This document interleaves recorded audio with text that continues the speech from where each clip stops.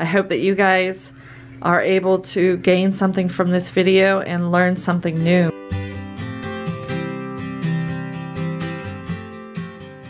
Hello and welcome back to Wholesome Roots, starting your garden series. Today I am thrilled to share with you how, when, and what methods and tips and advice I can give you for starting seeds. So one of the biggest decisions in gardening is deciding what to grow and if you're going to start it from seed yourself.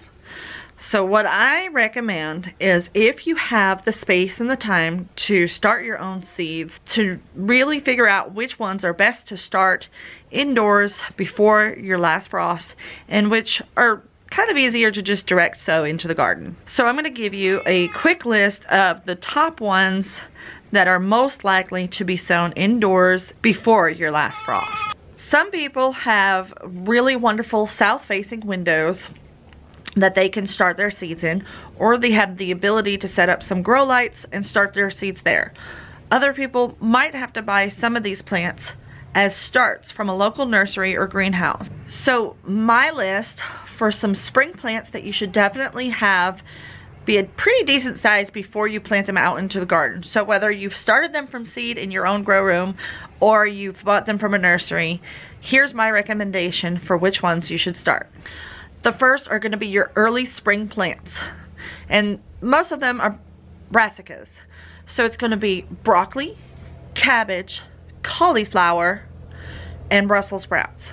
These are plants that are cold hardy if you harden them off carefully into the outdoor temperatures. So you can go ahead and get them started in January or February for most zones. Unless you have a colder climate, you might want to wait a little while. But for somebody like us in the 7 to 8 zone range, we like to get ours started in January or February. That way we can harden them off and put them out in a cold frame to let them adjust to the colder temperatures before we plant them into the ground. They need about 6 to 8 weeks of growing before they're big enough to go outside. So that means we're going to be starting those seeds today. Something to keep in mind is that you're going to want to know when your last frost date is. You can find that at the Farmer's Almanac website, which I will list down below. You can put in your zip code and it will tell you the last date of a freeze expected. It's very important that you watch your local weather station during that time frame and make sure that you don't set anything out that is going to get hurt from cold damage. I've also put together a spring seed starting guide spreadsheet where you can put that date into the spreadsheet and it will calculate what the most common vegetables, herbs, and flowers are in the vegetable garden to tell you exactly when you should be sowing those indoors. You can email me at Wholesome Roots blog with the title Seed Guide and I will send you the link for that spreadsheet. It is a Google Sheets document, so it should be easy for most people to use. You'll just have to download a copy rather than making any changes on the master copy. You're going to download your own copy and you can change your frost date and see what all the dates are that generates for you. So just keep in mind, when I mention specific dates, it is going to be more so for our Georgia climate of a zone 7-8. And you'll want to make sure that you find what your proper dates are using the spreadsheet. The next set of seeds that we like to start indoors or buy them as starts from a greenhouse is going to be our summer plants that we don't plant outside until after the last frost. And those are plants that really need a head start at that point. And they are going to be tomatoes, peppers, eggplants, tomatillas, ground cherries, and any other hot-loving plants. So in contrary, the plants that you can direct sow right outside without starting from seed indoors are going to be things like, for your spring plants, it's going to be peas, spinach, lettuce, carrots, radish, beets, collards, kale, pretty much any of the root or leaf vegetables. They can be cold hardy, so with those things you can actually start them before your last frost, but you can direct sow them right into your garden a couple of weeks before your last frost. For the summer plants, it's much easier and actually oftentimes better for the plant to sow them directly into the ground rather than risking transplanting and damaging the roots, are going to be squash, beans, corn, cucumbers, melon, and okra. as well as many more. This is just your general basic guideline.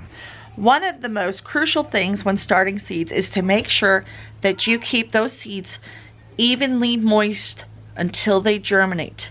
If a seed gets wet and begins germination and then dries out, it's going to die very quickly. They're very, very sensitive in the first couple of weeks after you plant them. You have to take great care to make sure that the proper moisture level is maintained in your soil medium, whether that's inside or outside. Something that's going to help you with the moisture is to make sure that you take your seed starting mix, whether it's store-bought commercial seed starting mix like I like to use from Espoma, or if it's one that you mix yourself using coconut fiber, perlite, and fine compost. You can mix those together to make your own. Just make sure that it's all fine and there's no big chunks in it. You can even use regular potting soil if you must.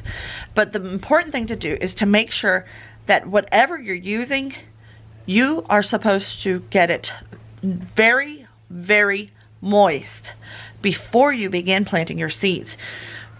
You should never take your seed soil, put it into a pot, plant your seed, and then water on top, because what's going to happen then is the moisture is not going to be evenly distributed in your soil, and you're going to have some very dry pockets that can cause the seeds to become dry and they will never germinate. All right, so I'm going to train you guys up like I trained all of my interns, employees, and volunteers while I worked at a commercial greenhouse.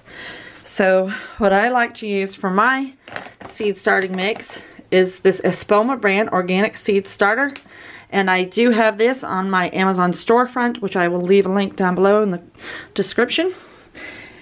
And this is just an old barrel, probably a Coke barrel. You know, I live in Atlanta area, so that's where Coke is manufactured, and so it's food grade, safe, but we've drilled some holes to allow drainage, because what we're going to do is we're going to put our seed starting soil into this, and we're going to water it really good and make brownie batter. So we want our soil to be a brownie batter consistency. And if you're only starting a few seeds, you can use an old bowl when you're just doing small projects. I just used this last week when I was doing some cuttings I received from one of our wonderful subscribers.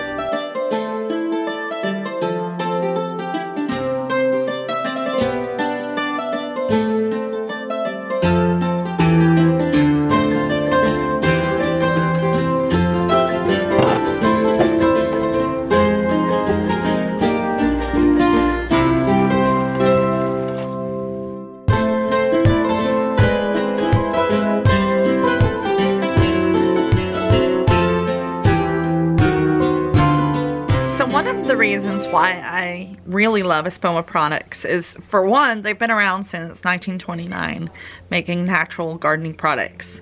They were really the leader in this long before other companies came along. But one of the big reasons is they have active ingredients in everything they sell. Even the seed starting soil has a list of mycorrhiza that help the seedlings grow, and I think that's so awesome. And all of their fertilizers also contain living organisms to help fertilize through the symbiotic relationship in the plant's roots. So one of the big reasons why I recommend moistening your soil heavily before putting it into your seed trays is because most seed mixes, whether it's homemade or commercial bought or just plain potting mix, you're gonna have a high amount of coconut fiber or peat moss.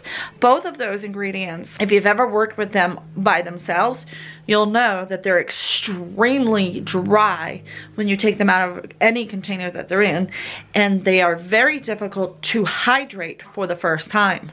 So once you get them hydrated, they're great about retaining the moisture, but they have a very hard time absorbing the water. So it's important that you get it wet before you use it for your seeds. So you see the consistency?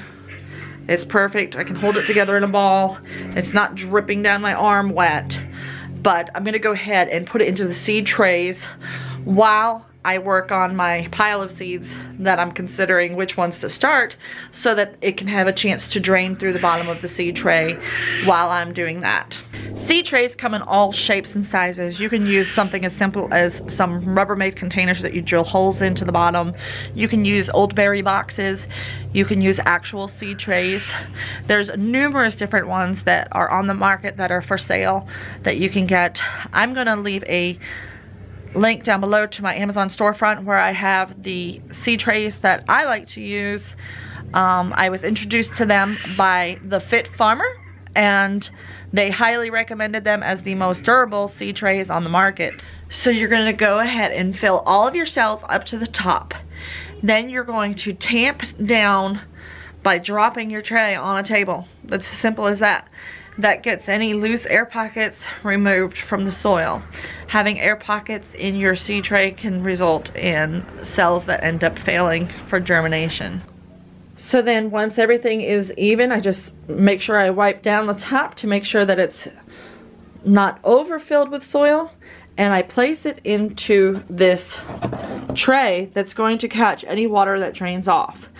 This leads me to another huge tip that I recommend for new gardeners and really anybody, is when you're starting seeds, it is really much better to bottom water your seeds. So what that means is you allow this bottom tray to have a little bit of water in it at all times. Coming into contact with the bottom of these cells, the water will wick up into here, creating the perfect level of moisture. Next, you're going to use your finger, a pencil, or a fancy dibble stick that you can buy online, and press into the top of each cell, creating an indentation where your seed is going to go. So just do it right in the center. Now keep in mind, most of these seeds that you're beginning in your grow room or on your windowsill are going to be very small seeds. So that little indentation that I'm doing is very small. So your depth that your seed needs to be planted is going to be related to the size of your seed. If your seed is itty bitty bitty fine, you may not be covering it at all with soil. You may just be getting just a few grains of soil over the top of it, because it is the general rule that you plant a seed 3 times deep as the size of the seed. So that means pea seeds would be about that deep, because that's about 3 peas stacked on top of each other. And then all of your finer seeds, barely, just enough to keep the soil covering it so that they stay moist. Perhaps the hardest part of planting seeds is trying to decide which ones to grow for this year. I've got some wonderful cauliflowers, some cabbages, some kohlrabi and bok choy, some Chinese cabbages, some Brussels sprouts, and some different types of broccoli. So once I get that all narrowed down, I'm going to pull out my notebook, pull out my tags, and my grease pencil. So I was gifted this beautiful notebook that my friend made about 2 years ago, and I kept telling myself I was going to use it for something special, and I finally figured out, it dawned on me what to use it for my gardening journal. So what I always do in random notebooks all over the place is I do make a list. I may not be organized with my list where they are located, but this year I'm going to try to be more organized and keep it all in one notebook.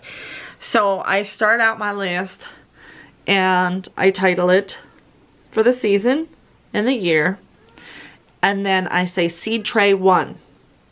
And then underneath I'm going to list what each row of the seed tray has in it, so that if a marker gets out of place, I will have that as a emergency backup.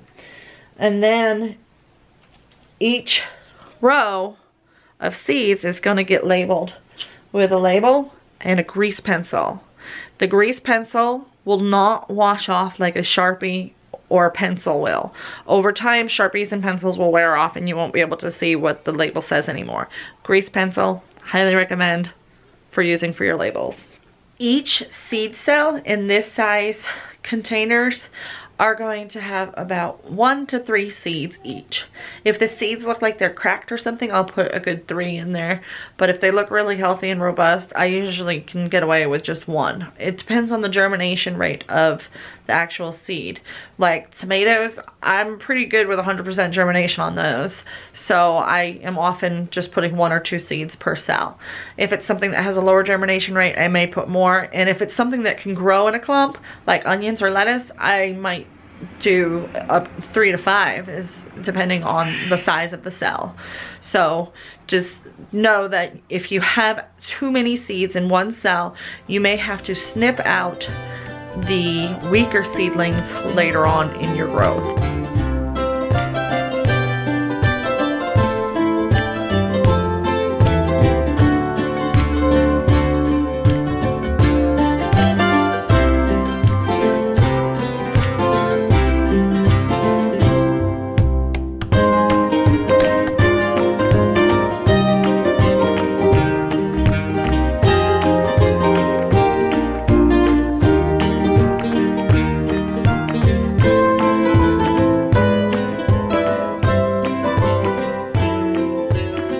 Another thing I like to make note of on the tag and in my notebook is the source of the seed. So I usually do like a letter code, like Baker Creek is BC, and I know that that's where that seed came from.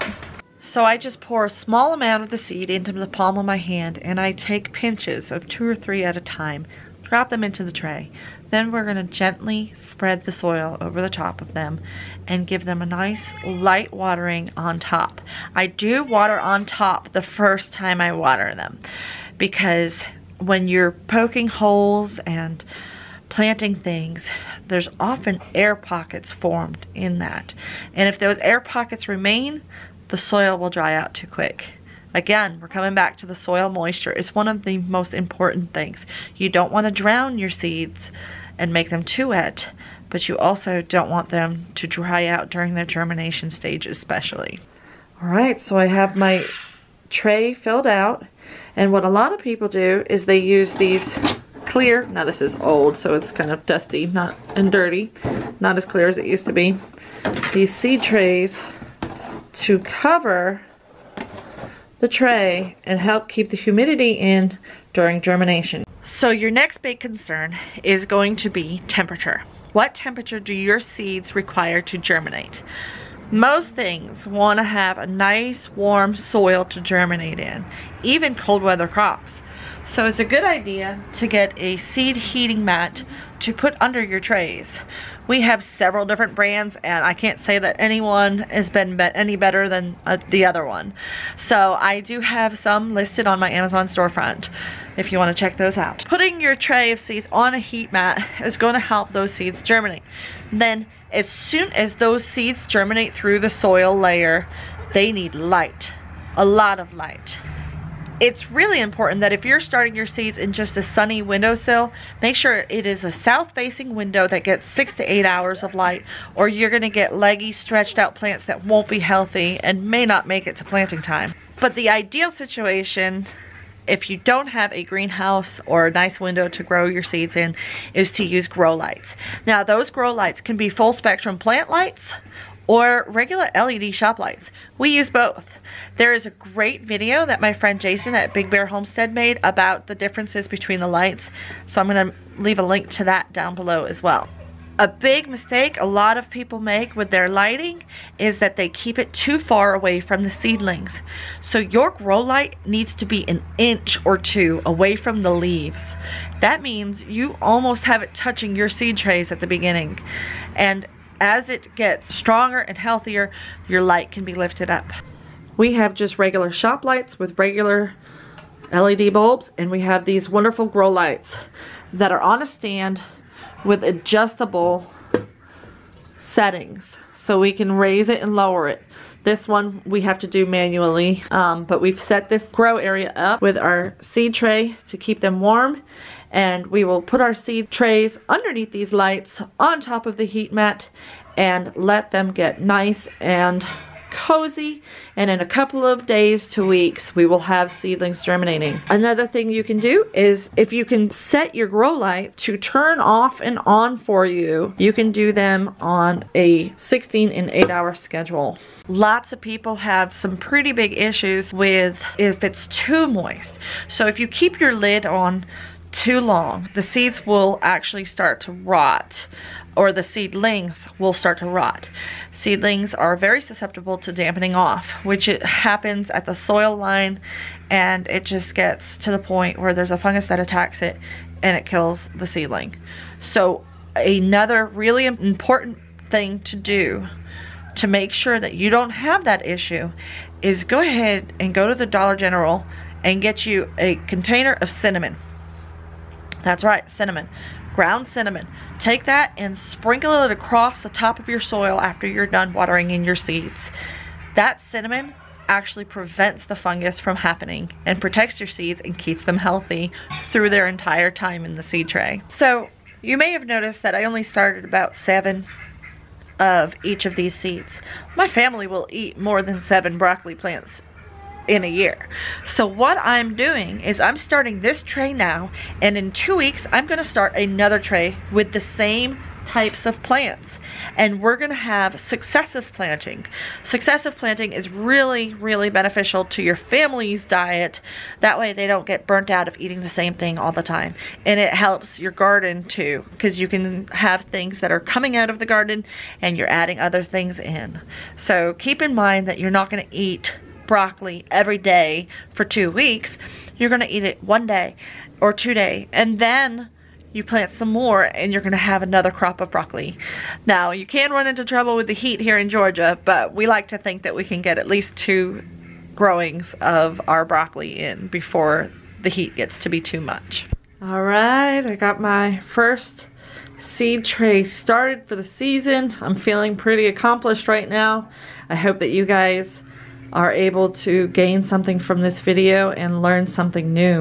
We will be doing another video real soon in the gardening series about how to plan your garden beds, what to do, how to build them, what to add to them, and all of those wonderful things to help guide you on your journey to growing a great garden this year. Thank you for watching. You know the drill. We'll see you next time on Wholesome Roots.